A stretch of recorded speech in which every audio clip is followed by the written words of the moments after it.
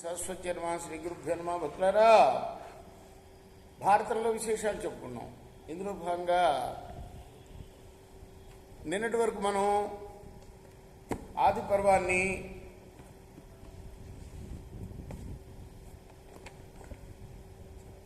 నూట 15 భాగాలుగా చెప్పుకున్నాం. ఈ రోజున 116వ భాగం చెప్పుకునే ముందు వ్యాస భగవాను ప్రార్థన చేసుకుందాం.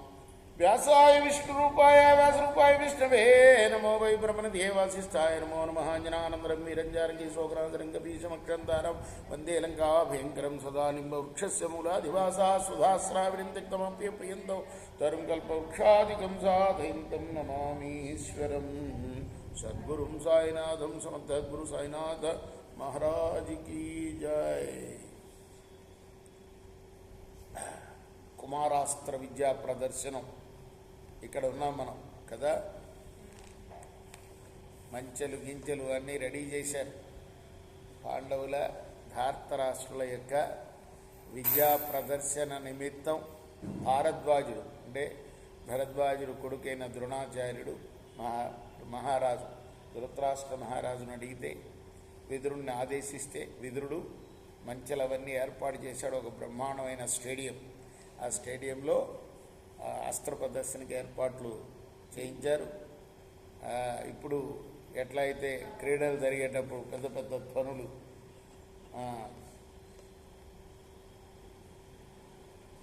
వినపడుతున్నాయో అట్లా వాయిద్యాలు కూడా మోగిస్తున్నారు.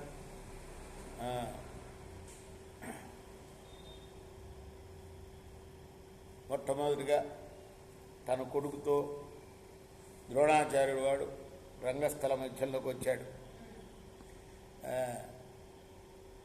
బాగా జుట్టు గడ్డం అన్నీ కూడా తెల్లబడిపోయింది ద్రోణాచార్యుడు.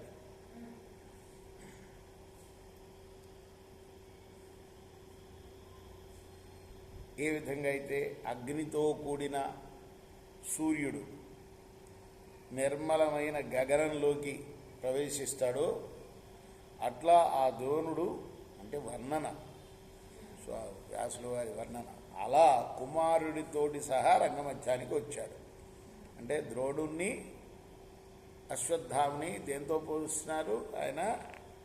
ఒక ఆయన అగ్ని, ఒక ఆయన సూర్యుడు అట. మామూలు వాడు కాదు అశ్వత్థామ అంటే.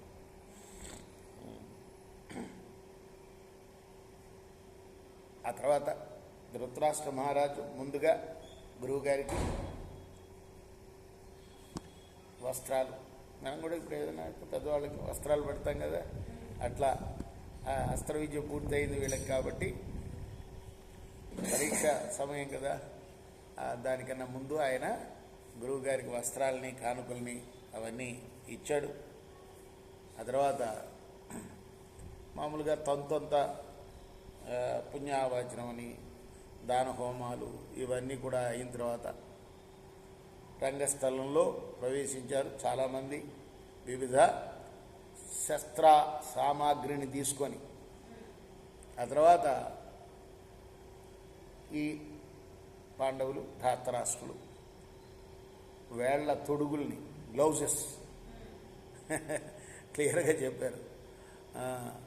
తద్దు బద్ధాంగుళిత్రాణ బద్ధ కక్షా మహారథ బద్ధతూణా సధనుష వివిశుర్ భరతర్షభ. భరతర్షభ అంటే భరత కుమారులు వీళ్ళందరూ కూడా భరతవంశం కదా వీళ్ళది. ఈ భరతవంశానికి చెందిన ఈ పాండవులు ధార్తరాష్ట్రులు పెద్ద పెద్ద ధనస్సులు చేతిలో పట్టుకొని పెద్ద పెద్ద రథాలను ఎక్కి వీళ్ళకు తొడుగులు కూడా ధరించి వచ్చేసారు రంగస్థలంలోకి. వచ్చిన తర్వాత ఈ ధర్మరాజాదులు అన్నారు.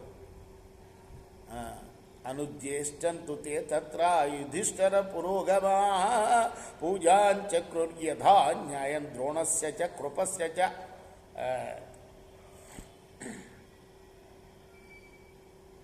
ద్రోణాచార్యుణ్ణి కృపాచార్యుణ్ణి ఇద్దరిని కూడాను ధర్మరాజాదులు, అందరికన్నా పెద్దవాడు ధర్మరాజు కదా.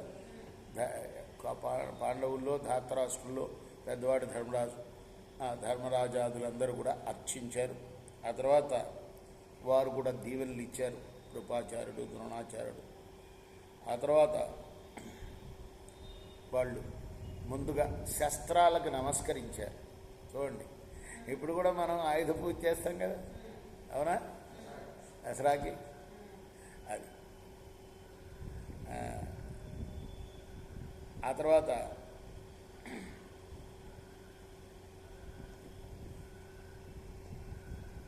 మంచి బంగారు నగలు ధరించారట అందరూ కూడా. అటు పాండవులు, ఇటు ధాతరాష్ట్రులు. ద్రోణుడి యొక్క అనుమతితో ధనుర్బాణాలని చేతబట్టి అల్లెతాటిని బిగించి వివిధ ఆకారాల్లో ఉన్న బాణాలని ఎక్కుపెట్టి ఠంకార శబ్దం చేశారు. ఆ శబ్దం దేనికిట? సమస్త భూతాలని అర్చించడానికిట. శస్త్రాలను అర్చించారు అంటే ఆకాశంలో మనకు కనపడకుండా ఉన్న భూతాలన్నింటినీ కూడా ఆ విధంగా ధనుష్ఠంకారం చేసి అర్చించారు. ఆ తర్వాత అస్త్ర విద్యను ప్రదర్శించడానికి ఉపక్రమిస్తున్నారు. ఇంతవరకు చెప్పుకుందాం, రేపు కొనసాగిద్దాం. కృష్ణార్పణమస్తు.